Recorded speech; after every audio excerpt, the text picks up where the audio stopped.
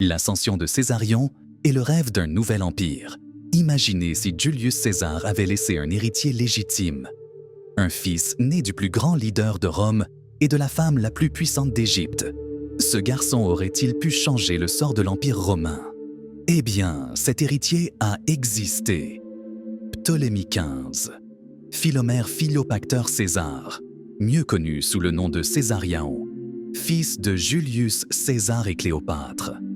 Un nom qui porte le pouvoir, mais dont le sort a été scellé par la politique, la guerre et une trahison. Que se serait-il passé s'il avait grimpé sur le trône? Pourquoi le fils de deux des plus grands dirigeants de l'histoire était-il tragiquement effacé du monde? Et surtout, quelle était la vraie raison derrière votre mort? La dernière révélation de cette vidéo peut complètement changer sa vision de ce chapitre de l'histoire. Pour comprendre votre destin tragique, nous devons revenir au début. Au moment où Julius César a rencontré Cléopâtre et tout a changé pour toujours. Julio César et Cléopâtre. La naissance de Césarion. En 48 avant JC, Julius César est arrivé en Égypte, impliqué dans la guerre civile romaine. Ce qu'il ne s'attendait pas, c'était de connaître une femme qui changerait non seulement sa vie, mais sur l'histoire du monde. Cléopâtre VII. La reine égyptienne, l'exil d'Alexandrie, a vu à César l'occasion parfaite de récupérer son trône. Et César, ravi par son intelligence et son ambition, l'a aidé à reprendre le pouvoir. Ce qui a commencé comme une alliance politique est rapidement devenu une relation intense et stratégique. De cette union, Césarion est né, en 47 avant JC. Mais il y avait un gros problème. Julius César était déjà marié et n'a jamais officiellement reconnu Césarion comme son héritier. Malgré cela, Cléopâtre a insisté sur le fait qu'il était le véritable successeur de César, le futur souverain de Rome et de l'Égypte. Mais les plans de la reine et du jeune prince se heurteraient directement à la réalité brutale de la politique romaine. Et tout a commencé à s'effondrer au moment où Julius César a été assassiné. Le meurtre de Julius César et la destination incertaine de Césarion. En 44 avant JC, Julius César a été brutalement assassiné au Sénat romain, victime d'une conspiration dirigée par Brutus et Cassio. Sans César, Cléopâtre savait que la position de Césarion était en danger.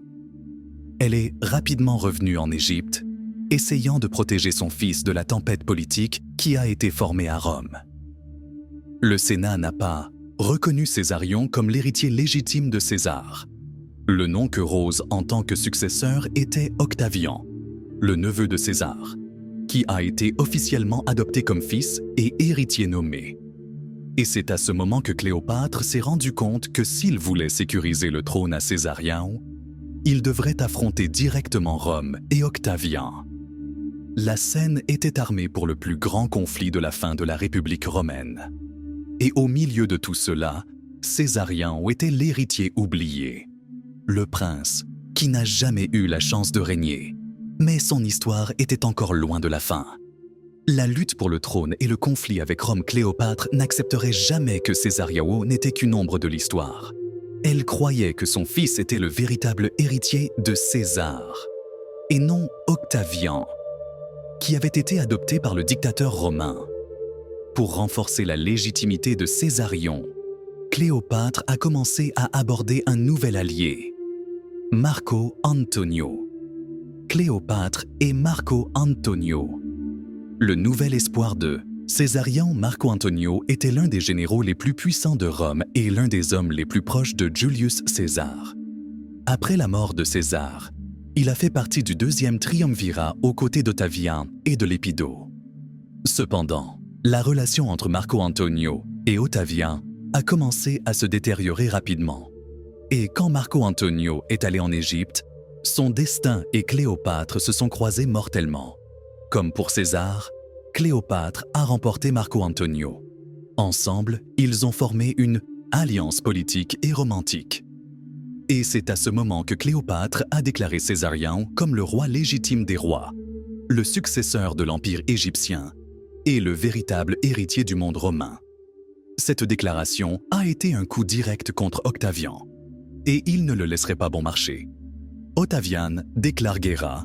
Le début de la fin Rome n'a pas accueilli la relation entre Marco Antonio et Cléopâtre. Octavian a pris cette tension pour lancer une campagne publicitaire brutale contre eux. Il a accusé Marco Antonio de trahir Rome et voulant transférer le pouvoir à Cléopâtre et à Césarion. La guerre était inévitable.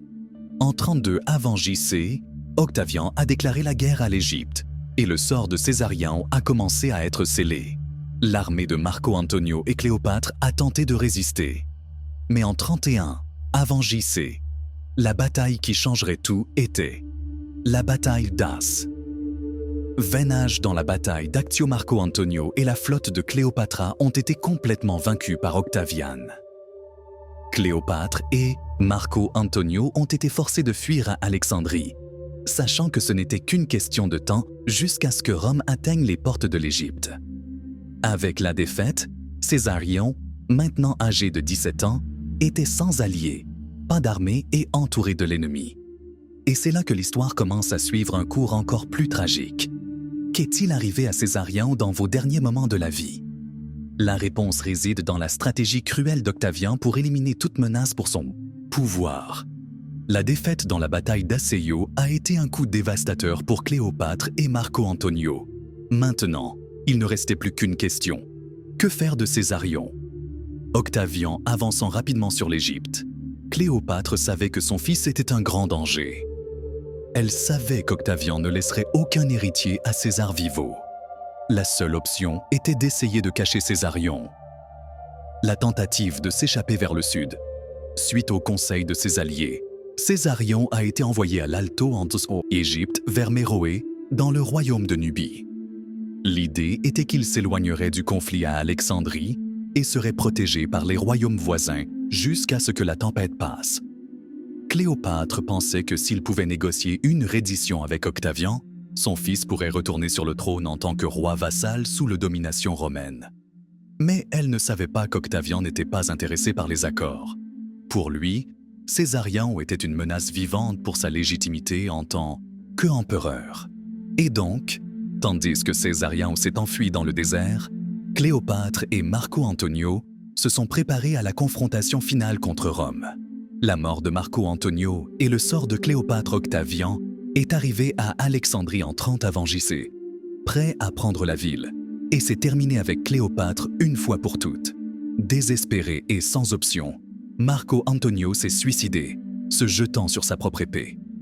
Cléopâtre, à son tour, a tenté de négocier avec Octavian. Mais quand il s'est rendu compte qu'il serait amené à Rome en tant que trophée, il a pris la décision la plus célèbre de sa vie, se sont suicidés en utilisant la morsure d'un serpent toxique. Maintenant, avec les parents morts, il n'y avait qu'un seul obstacle à Octavian pour consolider leur pouvoir. Césarion. Mais où était-il? Se serait-il échappé pour toujours? Malheureusement, la trahison proviendrait de l'endroit où le moins attendu. L'erreur mortelle trappe Octavian.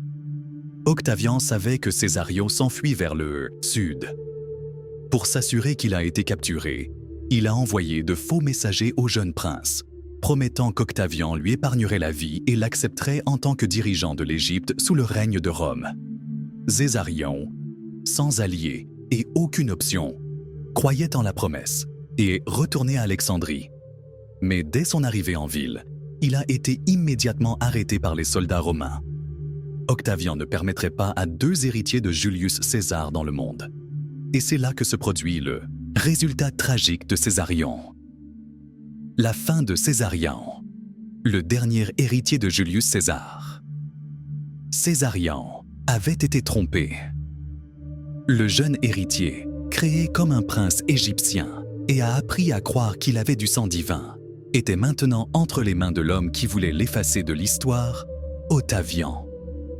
Rome n'a jamais accepté ses rivaux, et Césarion a été le plus grand obstacle à la montée d'Octavian en tant que seul successeur de Julius César. Mais il y avait encore un doute.